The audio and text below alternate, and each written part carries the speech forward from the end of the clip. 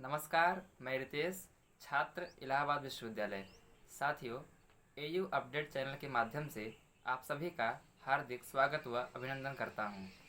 साथियों, आज के इस वीडियो में हम बात करेंगे एमए एंट्रेंस का सिलेबस क्या है और इलाहाबाद विश्वविद्यालय में आप किस तरीके से परास्नातक प्रवेश परीक्षा दे सकते हैं। सबसे पहले हम बात करेंगे एमए एंट्रेंस कितने अंकों का होता है। तो साथियों, परास्नातक एमए हिंदी से अगर आप एमए देंगे, एंट्रेंस देंगे, पूरे मार्क्स 300 नंबर के होंगे, जिनमें से 200 नंबर के केवल हिंदी प्रश्न पूछे जाएंगे और 100 अंक के आपके जीएस के प्रश्न पत्र होंगे। हिंदी के प्रश्न एक प्रश्नों का अंक 4 नंबर का होगा और जीएस का एक प्रश्न 2 नंबर का होगा। इसका मतलब 50 प्रश्न जीएस का 100 नंबर का होगा और 50 प्रश्न हिंदी का 200 अंकों का होगा। कुल मिलाकर आप सभी को 300 अंकों के एंट्रेंस देने होंगे। लेकिन हम आपसे एक विनम्र निवेदन ये करना चाहेंगे कि सबसे ज़्यादा फोकस आप हिंदी साहित्य पर देंगे।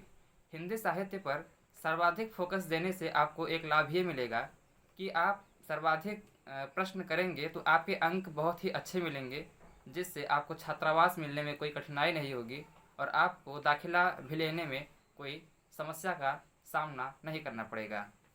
सबसे पहले हम बात करेंगे हिंदी साहित्य की कि हिंदी साहित्य का सिलेबस क्या है, हमें किन किन टॉपिक्स के अध्ययन करने चाहिए और किन किन उन महत्वपूर्ण बिंदुओं को पढ़ें जिससे कि प्रवेश परीक्षा में हम अधिक से अधिक प्रश्नों को टच कर सकें। क्योंकि साहित्य का किताब तो बहुत है, हम बहुत कुछ पढ़ सकते हैं, लेकिन परीक्षा की घड़ी में आप उन महत्वपूर्ण किताबों का अध्ययन करिए जिससे कि आपको लाभ मिले। सबसे पहले हम पढ़ेंगे हिंदी साहित्य का इतिहास। हिंदी साहित्य के इतिहास में आचार्य विश्वनाथ त्रिपाठी का हिंदी साहित्य का सरल इतिहास है। आप पहले उसका अध्ययन करें जिससे साहित्य के इतिहास के प्रति आपकी एक समझ विकसित हो सके। इसके बाद हम अध्ययन करेंगे आचार्य रामचंद्र शुक्ल। यदि समय है तो आप आचार्य शुक्ल का भी अध्ययन आराम से कर लेंगे। डॉक्टर नगेंद्र के साहित्य का इतिहास भी हम अगर पढ़ेंगे तो हमारे समझ में वो भी काफ़ी मददगार साबित होगा। इसके बाद हम अध्ययन करेंगे हिंदी साहित्य का उद्भव और विकास। हिंदी साहित्य का उद्भव कैसे हुआ, उसका विकास किस प्रकार से हुआ, इसके बारे में महत्वपूर्ण बिंदुओं को हम पढ़ेंगे। हिंदी साहित्य के इतिहास के अध्ययन के बाद हम हिंदी साहित्य में जितने भी काल हैं उन कालों के वर्गीकरण, उन कालों के नामकरण की समस्या, विभिन्न विद्वानों ने उन कालों को किन किन नाम से पुकारा है, इसे भी हम अच्छे तरीके से अध्ययन करेंगे। प्रवेश परीक्षा में नामकरण से 1-2 प्रश्न अवश्य पूछे जाएंगे आप सभी से। आधुनिक काल के विभिन्न विधाओं में सर्वाधिक प्रश्न उठते हैं। आधुनिक काल से आप बहुत ही अच्छे से मेहनत करेंगे। आधुनिक काल में जैसे कि हिंदी उपन्यास का विकास, हिंदी कहानी का विकास और जितने भी समकालीन कहानी है, आपके दलित विमर्श हैं, स्त्री विमर्श है, आप उसको अच्छे से पढ़ेंगे। विद्वानों के उपनाम एवं उनकी उपाधियाँ। विभिन्न विद्वानों के विभिन्न उपनाम, जैसे कि विद्यापति को किस उपाधि से जाना जाता है, उन्हें किस उपनाम से जाना जाता है, नागार्जुन को किस उपनाम से जाना जाता है, आप इसका अध्ययन बहुत ही अच्छे तरीके से करेंगे। ये सब मोस्ट इम्पॉर्टेंट प्रश्न है, ये परीक्षा में अवश्य पूछे जाएंगे आप सभी से। दलित साहित्य का अध्ययन करेंगे आप। सबसे महत्वपूर्ण प्रश्न है हिंदी पत्रकारिता। हिंदी पत्रकारिता का अध्ययन आप बहुत ही सावधानीपूर्वक करेंगे। हिंदी का प्रथम पत्र कौन सा है, दैनिक पत्र कौन सा है, साप्ताहिक पत्र कौन सा है, किस पत्र के कौन से रचनाकार या कौन साहित्यकार संपादक रहा है, आप इसका अध्ययन बहुत ही सावधानी से और बहुत ही अच्छे से करेंगे। प्रवेश परीक्षा में इससे भी प्रश्न अवश्य उठेंगे। विद्वानों को उनके कृति के आधार पर दिए गए उपनाम, पुरस्कार और सम्मान, जैसे कि किस विद्वान को, किस साहित्यकार को उनके किस रचना के आधार पर, उनके किस कृति के आधार पर उनको उपाधियों से नवाजा गया है, या उन्हें कौन सा सम्मान, या भारतीय सम्मान या भारत रत्न या फिर ज्ञानपीठ पुरस्कार या तमाम पुरस्कार हैं साहित्य के, किस कैसे उनको नवाजा गया है, आप इसका अध्ययन बहुत ही अच्छे से करेंगे। फिर हम बात करेंगे विश्व हिंदी सम्मेलन की। साथियों, विश्व हिंदी सम्मेलन कब कहाँ और कैसे हुआ था, प्रथम कब हुआ था, द्वितीय कब हुआ था, तृतीय कब हुआ था, इसके बारे में आप अध्ययन करेंगे। और उसके अध्यक्ष कौन रहे हैं, आप इसका अध्ययन बहुत ही अच्छे तरीके से करेंगे। फिर इसके बाद है हिंदी साहित्य से संबंधित सभा, संस्था और उसके संस्थापक। कि हिंदी साहित्य की जितने भी सभाएं हैं, जैसे कि कुछ कॉलेज भी हैं, फोर्ट विलियम कॉलेज है और भी तमाम ऐसे प्रचारणी सभा है, आप उसका देखेंगे अच्छे से।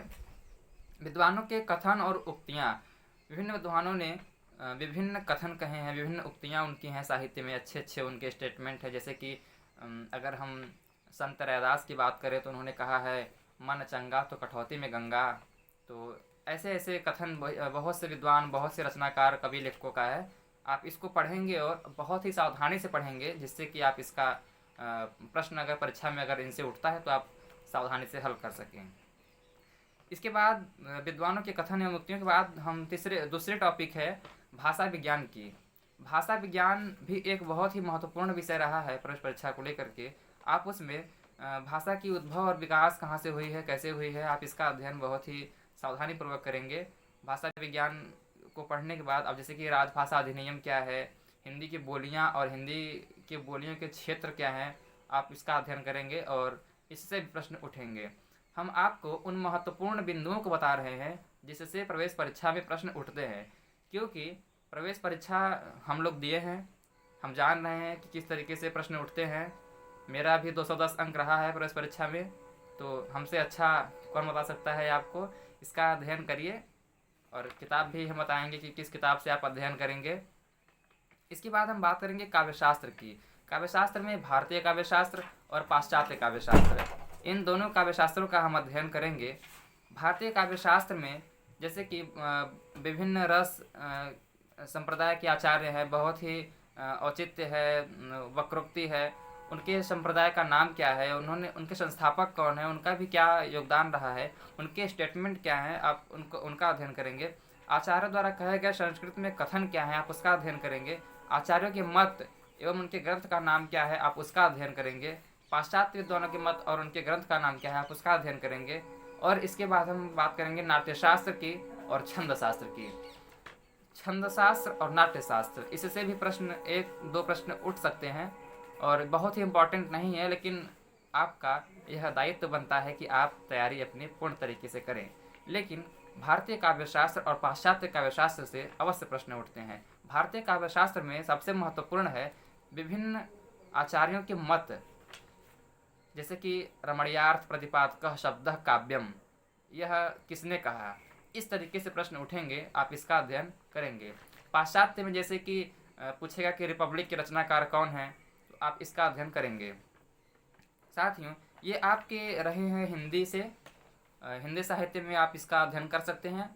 इसके अध्ययन के लिए अगर एक बुक की हम बात करें, अगर आपको एक किताब पढ़ना है तो इसके लिए है हिंदी साहित्य का किताब एक है डॉक्टर इनका सरस्वती पांडे और गोविंद पांडे का। सरस्वती पांडे, गोविंद पांडे हिंदी साहित्य का किताब आप पढ़िए और बहुत ही इम्पोर्टेंट, बहुत ही मोस्ट किताब है ये। आप इसकी तैयारी अच्छे से